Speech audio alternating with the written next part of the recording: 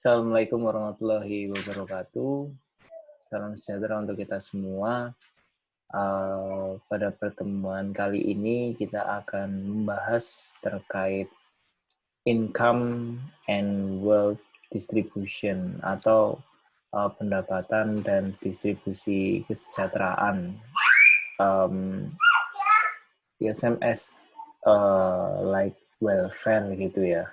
Namun di sini kita akan lebih mendiskusikan bagaimana pengaruh adanya pendapatan dan juga distribusi dari kesejahteraan ataupun distribusi dari pendapatan itu sendiri gitu. Karena memang kita berbicara wealth distribution itu erat kaitannya dengan konsep equity, poverty atau kemiskinan, measurement, wealth itu sendiri, distribusi pendapatan, dan redistribusi dari pendapatan itu sendiri.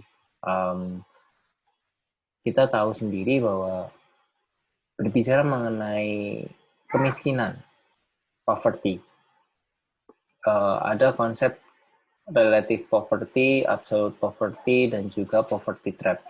Nah, jika kita kaitkan dengan sumber daya manusia, konsep relative poverty, konsep absolute poverty, dan juga poverty trap, ini merupakan suatu dinamika yang biasanya akan dirasakan oleh orang-orang yang memang sedang mencari pekerjaan atau orang-orang yang sedang mendapatkan atau menikmati pekerjaan yang dia miliki namun ingin move to next level mungkin gitu ya. Misalkan dari comfort zone atau zona nyamannya menjadi, kita tahu, pegawai, employee, kemudian ini menjadi apa? Wirausahawan mungkin, dan seterusnya. Dan memang berbicara dari absolute poverty, kita katakan adalah situasi di mana individuals itu tidak memiliki akses untuk basic requirement seperti makanan, tempat tinggal, bahkan pakaian gitu. Nah, jika kita berbicara relative poverty, itu merupakan situasi di mana individu itu sebenarnya dia bisa mendapatkan apa ya, kehidupan normal, mendapatkan standar sosial yang dikehendaki, namun mungkin dirasa berbeda. Jadi ibaratnya kita mengenal dalam sumber daya manusia persaingan, kemudian ada konsep prestige, achievement gitu ya. Sama-sama memiliki sepeda motor. Namun ketika kita berbicara fungsional dari motor sendiri adalah alat transportasi.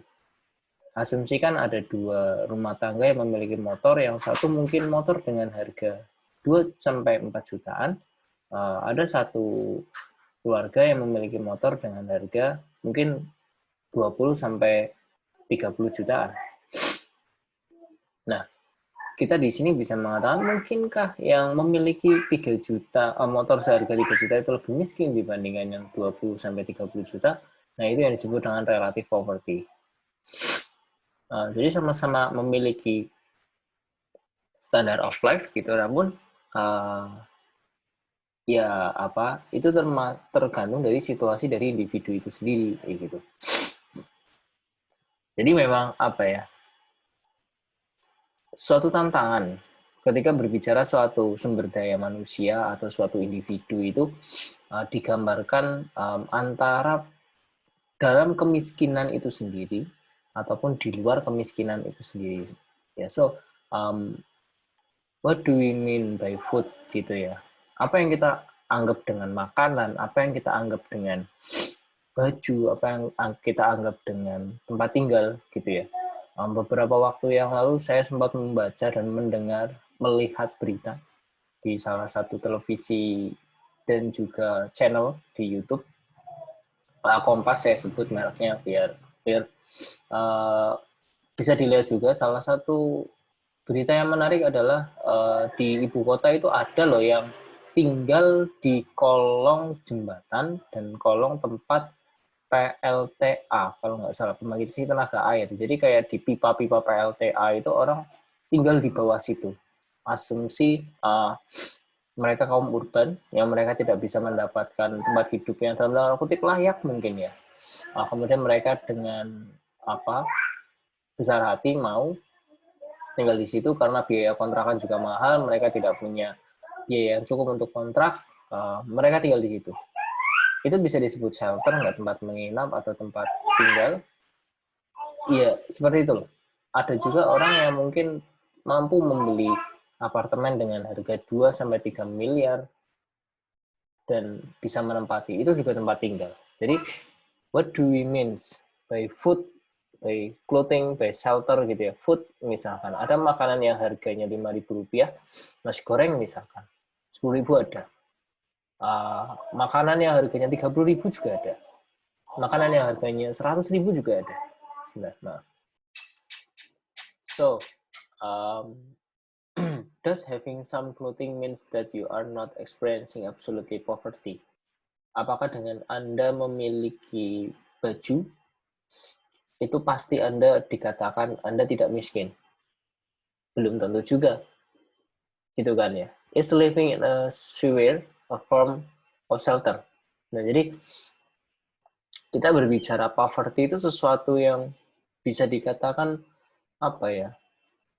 sangat bias sih kalau berbicara kuantitatif gitu ya.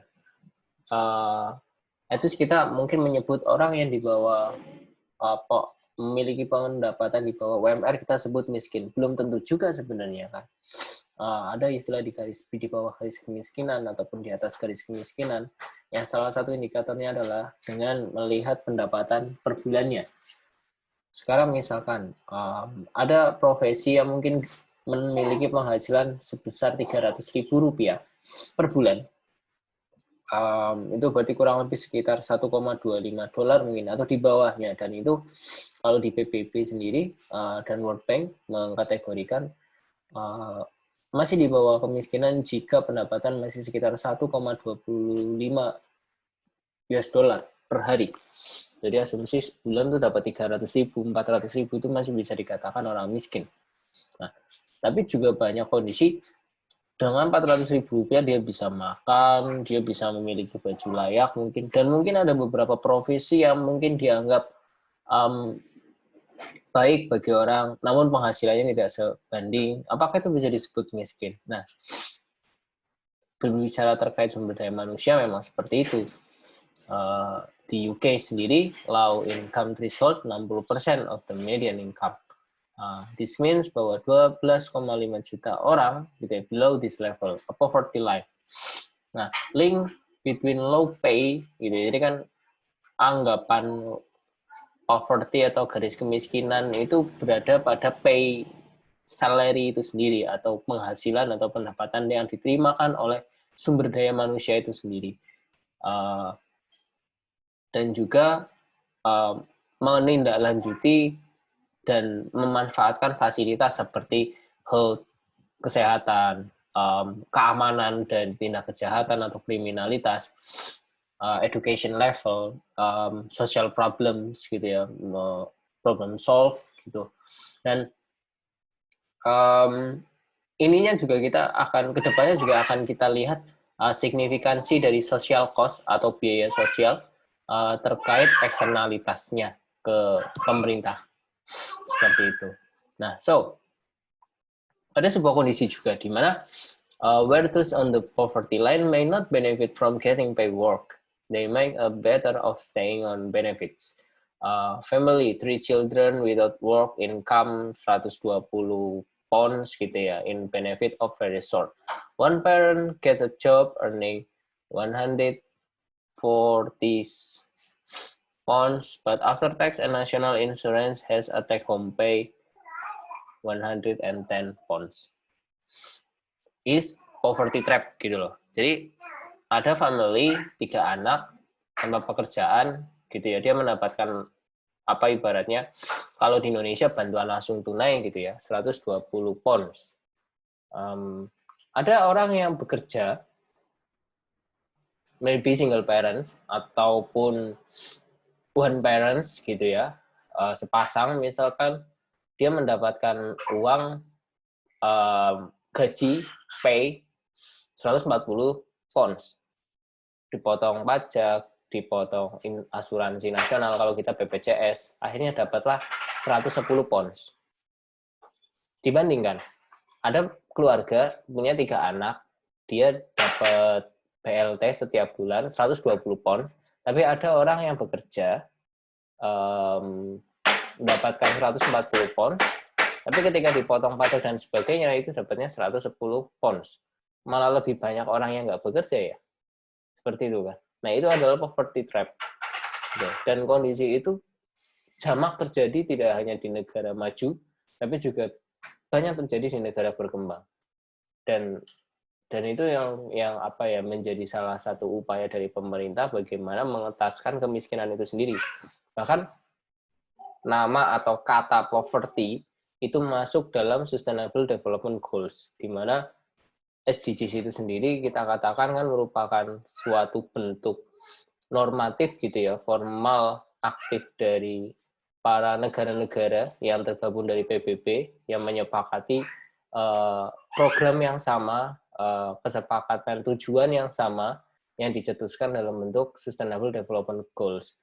Dan istilah poverty itu muncul di situ. Jadi bukan kata sisipan atau kata yang dari sub, ibaratnya kalau bab itu subbab, bukan. Poverty adalah bab utama dari sekian belas yang lainnya, seperti climate change, kemudian ada maritime, ada agriculture, dan seterusnya. Nah, memang jamak terjadi di negara berkembang terutama.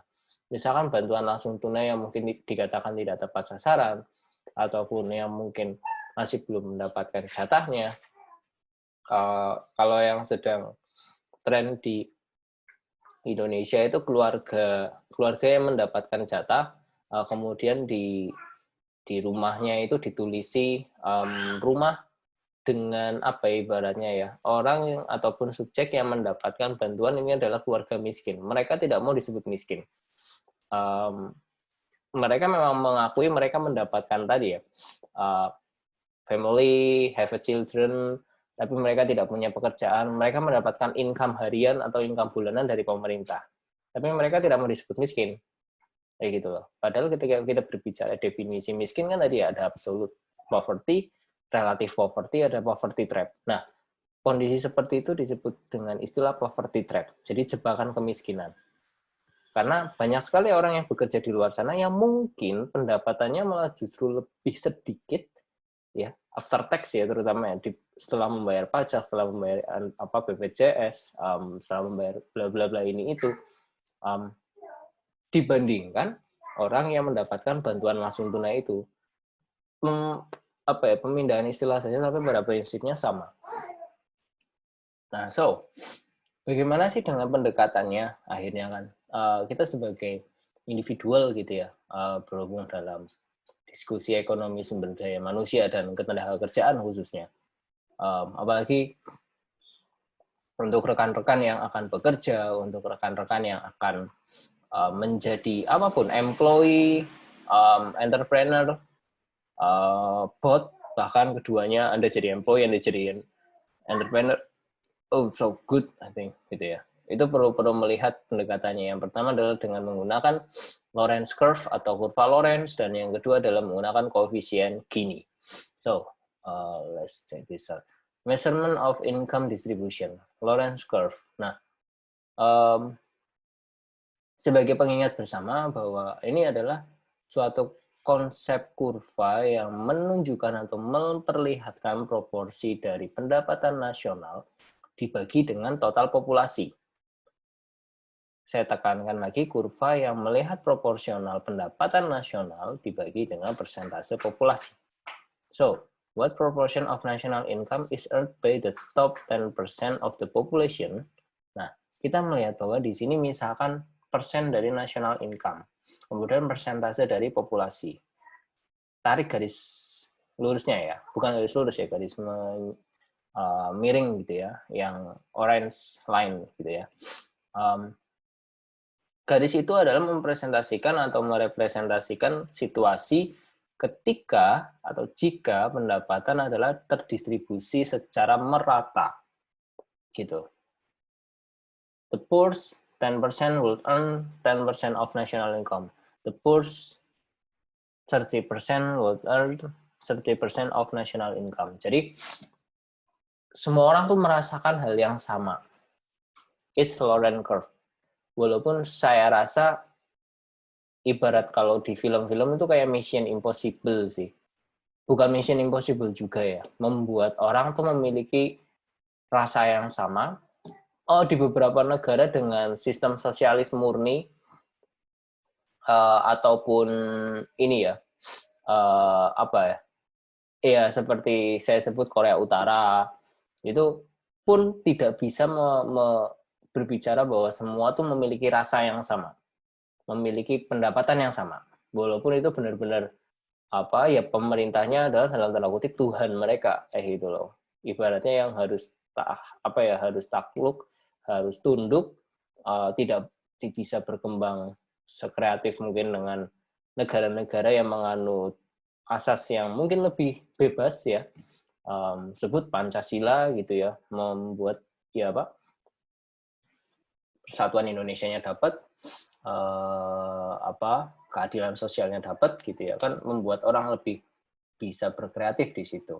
Dan itu pun ada loh, misalkan aja kita ambil ketenagakerjaan dalam sistem bukan pengangguran gitu ya, tapi lebih ke orang yang memang memfokuskan hidupnya untuk satu profesi yang mungkin saat ini masih dianggap bukan udah nggak dianggap tabu ya, tapi udah dianggap itu profesi. Kita sebut profesi YouTuber gitu ya.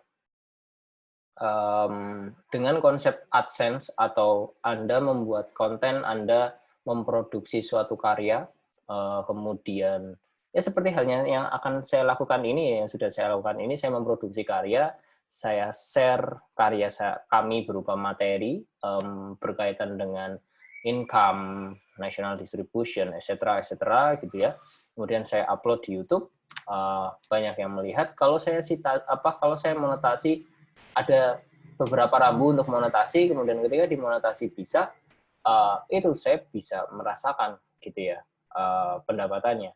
Untuk saat ini saya belum kayak gitu ya, karena tidak pure untuk monetasi kayak gitu, untuk AdSense, lebih ke untuk monetasi saya bukan dari YouTube tapi dari yang lain kayak gitu, dari sistem SKS itu. Oke. Ketika saya memproduksi karya, saya mengupload di YouTube, saya YouTuber nih berarti ya. Saya profesi saya berarti YouTuber nih saat ini gitu. Kemudian kita upload, banyak yang melihat, misalkan let's say 300, 1000, 2000 gitu ya. Mungkin ada yang bisa mendapatkan 1 juta rupiah per bulan, 5 juta rupiah per bulan. Namun ada loh beberapa akun yang memang fokus hanya bermain atau fokus memproduksi karya mereka ya, bekerja dalam arti mereka memproduksi karya mereka profesional di situ. Mereka mengambil angle yang baik, mereka mengambil tema yang menarik. Banyak orang melihat, tidak hanya ratusan orang, ribuan orang, bahkan ratusan ribu orang, bahkan jutaan, bahkan puluhan juta orang yang melihat video itu. Dimonetasi, kemudian dia mendapatkan, ada yang dapat sebut 300 juta per bulan, ada yang dapat 1 miliar per bulan, bahkan beberapa konten-konten yang mungkin teman-teman tahu ya, saya sebut artis misalkan kayak Raffi Ahmad, Rans Entertain gitu ya, Deddy Corbuzier mungkin, etc. gitu ya, yang penghasilannya ketika Anda lihat di beberapa situs yang memang memperlihatkan, range tidak memperlihatkan bahwa si Deddy Corbuzier penghasilan pasti di YouTube berapa, tidak, tapi membuka range-nya atau apa ya, antaranya, between of-nya, ada yang dapat 5 miliar per bulan, ada yang dapat 7 miliar per bulan gitu. Persentasi populasi kita berapa, national income kita berapa, kayak gitu loh akhirnya. Nah, ketika kita buat semua orang tuh bisa merasakan penghasilan seperti Deddy Corbuzier, 10 miliar atau 5 miliar semua, saya rasa it's impossible gitu loh. Kembali lagi, ada beberapa teknis dari poverty circle itu sendiri ya. Tingkat pendidikan, akhirnya tingkat pendidikan ke kompetisi pekerjaan lebih ke arah salary lebih ke bagaimana gaya hidup kembali lagi ke pendidikan. Jadi kayak muter.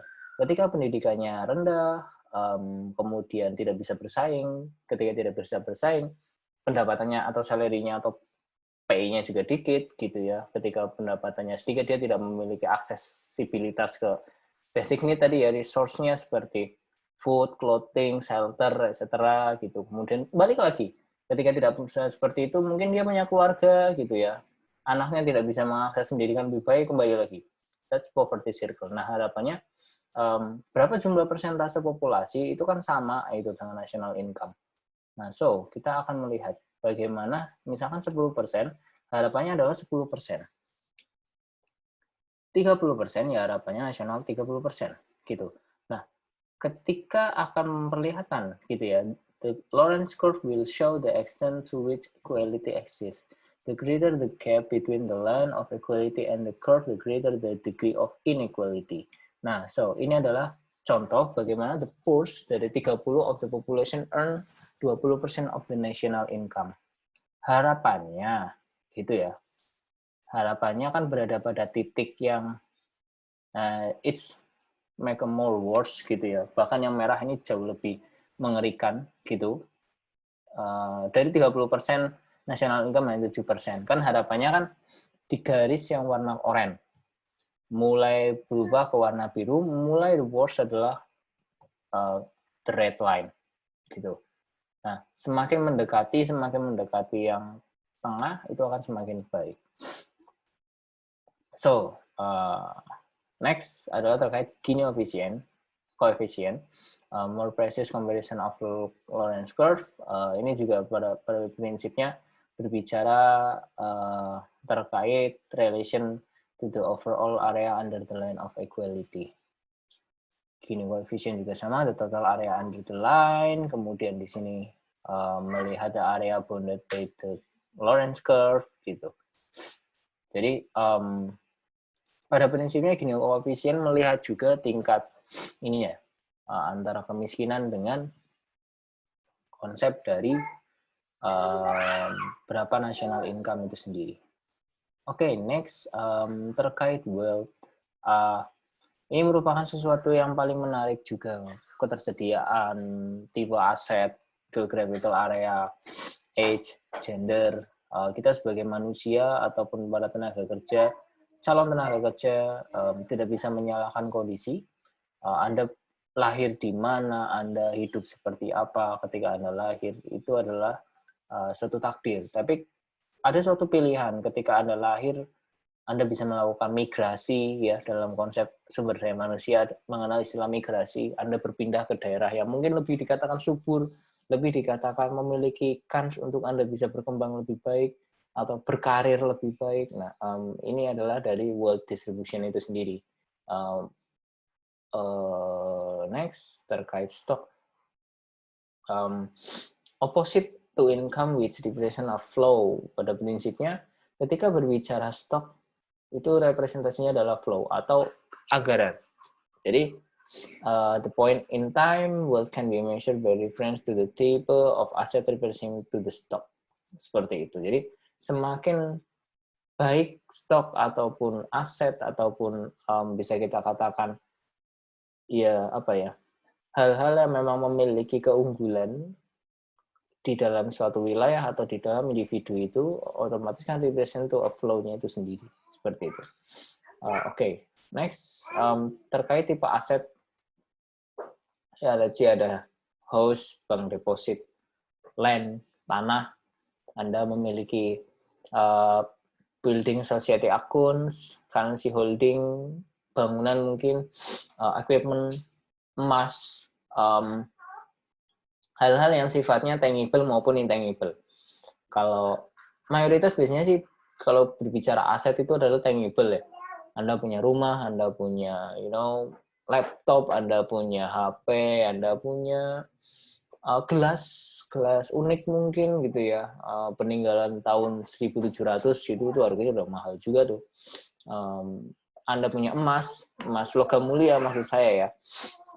Logam mulia bersertifikat di Indonesia itu harganya juga lumayan, 1 gram sekitar 900 sampai 1 jutaan saat ini. Ketika kita berbicara richer, kaya gitu ya, richer than gitu, otomatis kan kita berbicara terkait berapa banyak host-nya, berapa banyak bank deposit-nya, berapa banyak line-nya, dengan satuan-satuan tertentunya ya, berapa banyak buildings-nya, berapa banyak gold-nya, seperti itu, konsep dari type of asset. So, income distribution. Income adalah merepresentasikan juga dari flow, euro, pound sterling, rupiah, per weeks, per month, year, bisa didapat dari apapun yang berkaitan dengan konsep income itu sendiri. Wage, rents, dividen, interest, bunga, ya, pensiunan, benefit payment, income for self-employment, inheritance, etc. Terus biasanya mayoritas sih bicara income ya di pendapatan dari upah biasanya ya, dari ataupun Anda merentalkan, Anda meminjamkan dengan tempo tertentu dengan aset yang sudah disepakati. Bunga juga itu bisa masuk kalau kita berbicara apa di ini ya, ilmu ekonomi secara umum, secara general, tanpa kita melihat atau otonomus ya, karena beberapa agama pun menolak ada interest yang bisa dikatakan income gitu.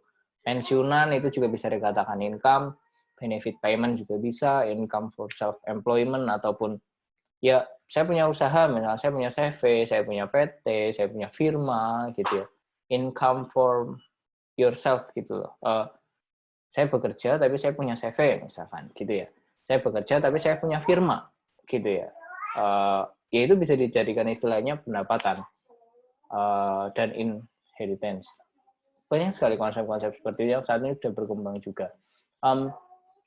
Yang saat ini berkembang dalam dunia ketenaga kerjaan adalah mata uang baru, mungkin tahu juga ya, Bitcoin, terus permainan pasar saham yang beberapa platform saya sempat melihat di iklannya, tapi hati-hati aja sih untuk bermain saham itu tidak semudah kayak di iklan-iklan itu tinggal klik-klik kalau naik turun gitu. Anda beli 300.000, 1 menit kemudian jadi 400.000 itu ya berhati-hati saja. Saya tidak bicara apapun, pada prinsipnya tetap berhati-hati. Itu pun bisa masuk menjadi form of income itu sendiri, daftar dari pendapatan itu sendiri. So, jadi distribusi itu bisa dari earned income gitu ya, from employment, ataupun unearned income gitu, pensiunan, benefit payment, inheritance, dan lain-lainnya.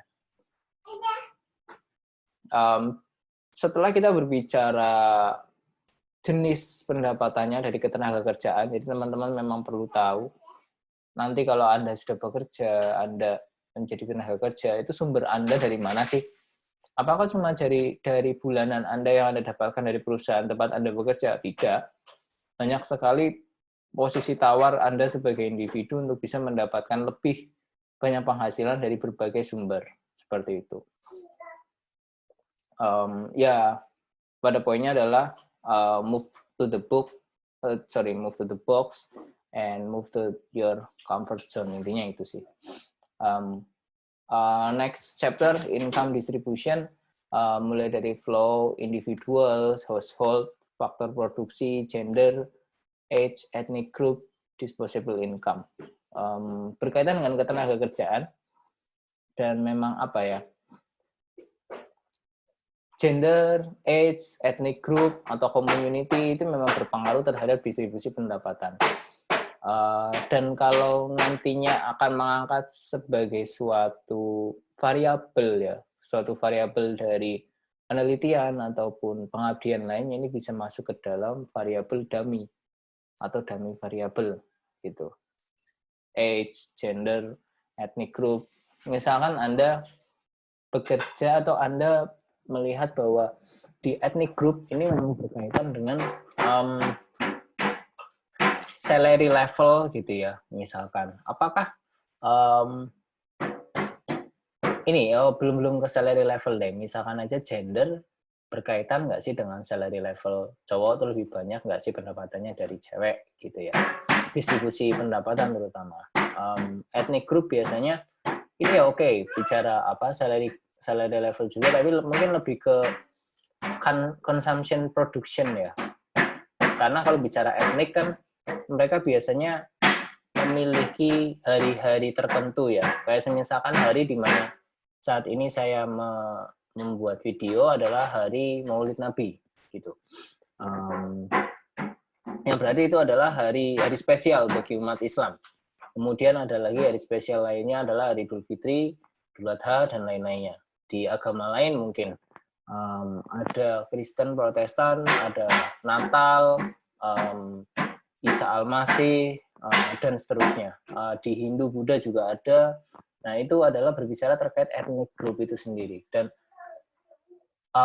konsep produksi dan konsumsi itu biasanya berkaitan dengan konsep ethnic group itu. Ketika kita berbicara distribusi pendapatan, ya, itu biasanya di era apa ya, di umat Islam itu akan semakin banyak ibaratnya velocity atau perputaran income-nya ketika menjelang hari raya besar. Misalkan aja dalam satu bulan di mana umat Islam merayakan hari Idul Fitri. Itu yang namanya perputaran uang itu biasanya akan lebih cepat, lebih banyak, berkali-kali lipat, 2-3 kali lipat.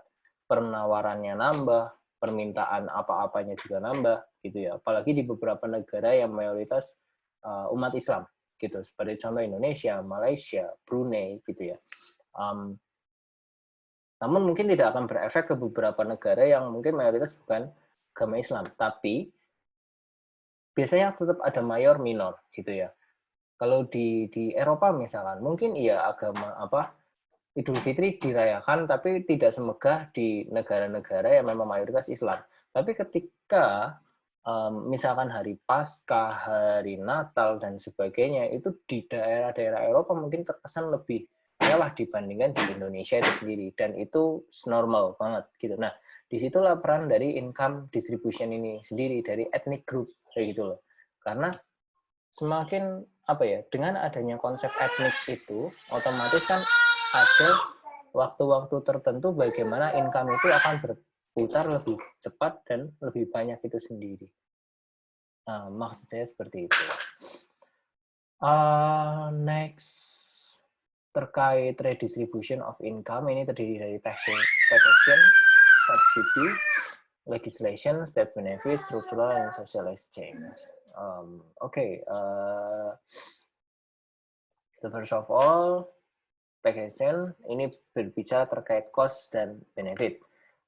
Distorsi pasar, biaya administrasi, insentif, can be avoid gitu ya. Target yang harus dicapai ini biasanya terkait biaya-biaya dari tax itu sendiri, dan benefitnya adalah dari reduction in poverty level dan bisa dipakai untuk provide insentif itu sendiri.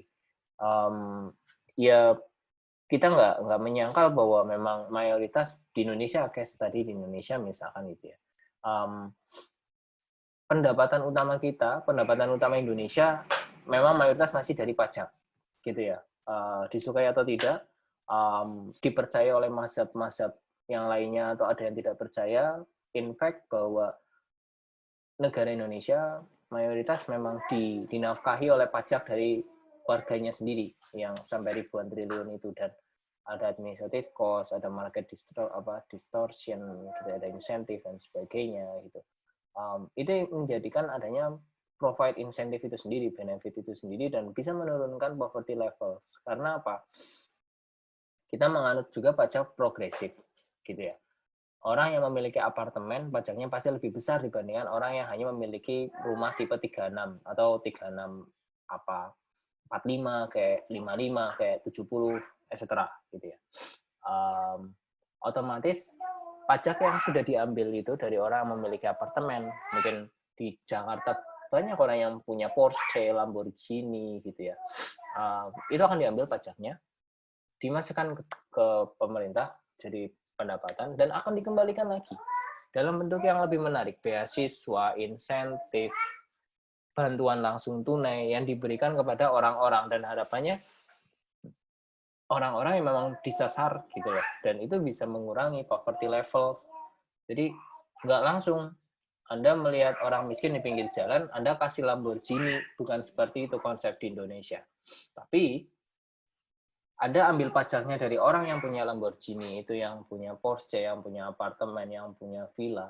Anda ambil pajaknya, masukkan ke Indonesia, ke Kemenq gitu ya, pada prinsipnya gitu, diatur sedemikian rupa dengan dibawa satuan kerja dan sebagainya, kembalikan lagi ke masyarakat dalam bentuk yang lain, bantuan langsung tunai, beasiswa, insentif, BPJS mungkin gitu dan sebagainya. Itulah konsep dari taxation itu sendiri di Indonesia. Di negara-negara lain kurang lebih juga sama, karena Indonesia juga kita menganut paham dari sisi hukum dan sebagainya sebenarnya seperti Belanda ya, karena apa? Ya banyak sih hal-hal yang masih terasa dari adanya penjajahan itu ya, dan salah satunya adalah dari sistem hukum dan sistem keuangan. Ya mungkin dengan beberapa pandangan-pandangan lain, tapi saat ini di Indonesia pun sudah berkembang. Dan negara lain pun juga sepertinya menganut hal yang sama, gitu loh, seperti Asia Tenggara sendiri, seperti itu. Legislation, minimum wage, targetnya berapa. Nah ini biasanya legislasi lebih ke bagaimana melakukan regulasi dari para ketenaga kerjaan itu sendiri. Berapa sih setiap tahun universitas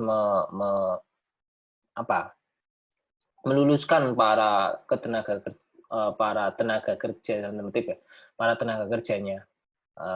Sebagai kasus di Universitas Muhammadiyah Ponorogo mungkin sekitar berapa? 600 sampai 800 ya, 800-an para ini kalau kita berbicara dari sistem ketenaga kerjaan, kita bisa sebut 800 pengangguran terbuka.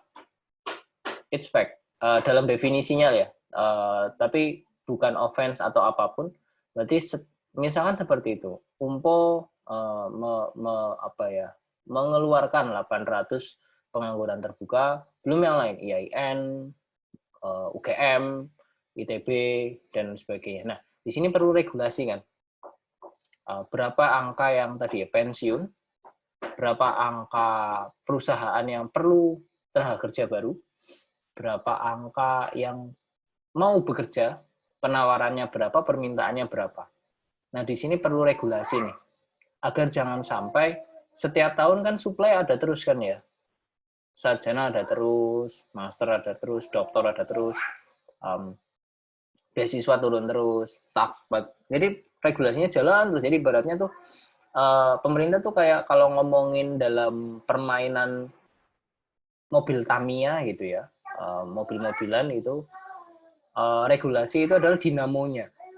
Jadi agar semua berjalan, rodanya juga tetap jalan, chassisnya juga tetap bisa dirasakan gitu, agar tidak berhenti. Ketika dinamo itu berhenti, otomatis semuanya berhenti kan, dan itu akan berbahaya bagi negara. Bagaimana ketenaga kerjaan itu permintaannya berapa, penawarannya berapa, itu dianalisa, kemudian digadukan oleh pemerintah bagian legislasi ini. Jadi, nah salah satu hal yang menarik kemarin ketika berbicara terkait sumber daya manusia dan ketenaga kerjaan adalah konsep Omnibus Law, Undang-Undang Cipta Kerja, yang menyederhanakan ribuan pasal. Saya belum membaca secara umum, saya baru melihatnya di beberapa berita-berita yang saya anggap itu valid ya, di ya seperti Kompas, Detik gitu ya, atau di beberapa ini sosial medianya pemerintah. Saat ini pemerintah juga sudah go sosmed gitu ya, Facebook gitu, Twitter gitu. Dan sangat luar biasa ketika saya membaca, oh ternyata gitu ya, versi dari pemerintah. Harapannya itu menjadi regulasi baru kayak gitu loh, agar apa, permintaannya juga bisa tetap ada, penawarannya juga yang setiap tahun ini keluar juga bisa pasti bekerja, kan pengennya seperti itu ya. Selesai dari perkuliahan, regulasinya perusahaan siap menampung. Kemudian dari siap menampung itu nanti muncul lagi, ada yang pensiun. Nah itu kan konsep dari employment related regulation itu sendiri. Last but not least, equity, fair, social justice, equality of distribution, cause of inequality itu sendiri. Inequality itu spektrumnya berada pada level individu dan juga ada level nasional. Indikatornya ada di individu dan nasional. Walaupun beberapa, tapi masih sangat sangat sensitif sih ketika kita berbicara inequality dari basis community atau dari basis etnis. For example, apakah ini no offense, semoga ini ya, karena tidak ada niat apapun. Misalkan aja, apakah orang yang berkulit putih di Indonesia itu lebih sejahtera dibandingkan orang berkulit hitam? Apartheid waktu itu. Nah, itu kan sangat-sangat etnis sekali ya. Apakah orang dari Minahasa gitu ya lebih baik dibandingkan masyarakat Jawa? Apakah masyarakat yang etnis Jawa itu pendapatannya lebih baik dibandingkan masyarakat Sunda? Nah, itu kan causes gitu ya. Nah, itu levelnya sangat-sangat sensitif dan belum ada indikator yang muncul di situ. Mayoritas adalah kita berbicara dari spektrum individual, person by person, karena kembali lagi kita tidak bisa menyambung dummy itu tadi. Kulit hitam berarti itu lebih tidak bekerja keras dibandingkan kulit putih, ataupun etnis A lebih baik dibandingkan etnis B, itu tidak ada. Itu sangat bias sekali nanti konsep indikatornya. Oleh karena itu adanya individual dan nasional itu sendiri, melihat antara negara A dengan negara B itu kan fair, memperlihatkan oh ya berapa sih Gini rasionya, berapa sih kurva Lorenz-nya gitu, dan that's make fair, makes clear gitu ya, untuk melihat oh berarti Indonesia di posisi sekian nih agar bisa lebih baik gitu ya, at least misalkan menjadi nomor 1 gitu ya di Asia Tenggara. Itu bagaimana sih, mungkin bagaimana menyusul Singapura, bagaimana menyusul Malaysia, Brunei dan sebagainya dengan proporsi populasi. Kembali lagi, Indonesia salah satu negara dengan populasi terbesar di dunia, bukan di Asia Tenggara. Kita bicara Asia Tenggara, kita paling banyak gitu loh. Bagaimana penyebarannya, equality-nya antara dari Sabang sampai Merauke gitu ya, dan wah itu sangat-sangat luar biasa menurut saya. Bagaimana presiden kita bisa menjadi tetap tegar lah menghadapi konsep nasional inequality itu sendiri. So, individual ownership, housing, land. Jadi kan bagaimana sih menghitung kekayaan? Bagaimana sih menghitung konsep ketenagakerjaan dari individual? Itu kan lebih mudah ya. Kualifikasinya gimana, motivasinya gimana, kemampuan gimana, ability-nya gimana, family size-nya gimana gitu. Nasional. Nah, ini lebih mudah lagi kan ngobrolnya kan. Faktor endowment-nya, lahannya berapa, punya laut berapa, punya tenaga kerja aktif berapa, punya kekayaan berapa, punya devisa berapa, kualitas labor force-nya bagaimana, klimatnya bagaimana, lingkungan iklimnya, stake of economic development-nya bagaimana, economic powers-nya bagaimana, mulai dari suppliers, buyers, dan lain sebagainya. So, pada prinsipnya, dalam ketenagakerjaan, rekan-rekan perlu memahami konsep dari poverty itu sendiri. Kembali lagi, ada beberapa indikator dalam mengukur poverty, kurva Lorenz, indeks gini, namun dari spektrum tertentu ya, national income dengan proporsi populasi, kita melihat dari equity dan sebagainya tadi. Dan masih sangat-sangat menarik dan masih sangat-sangat menjadi topik yang sangat seksi untuk diangkat ke beberapa hal, tema penelitian, tema pengabdian, tema program kerja, tema menjadi employee ataupun menjadi entrepreneur gitu ya. Dan kemiskinan menjadi satu hal yang sampai hari ini PR besar bagi pemerintah dan kita semua yang ada di Indonesia maupun di seluruh dunia. Dan itu dibuktikan dari dituliskannya Sustainable Development Goals dan menjadi bab utama dari beberapa belas itu. So, saya rasa itu. Dan jika nanti ada yang ingin ditanyakan ataupun feedback gitu ya, bisa melalui email ataupun komen ataupun PA langsung. Gitu. Terima kasih. Wabillahi taufiq wal hidayah. Wassalamualaikum warahmatullahi wabarakatuh.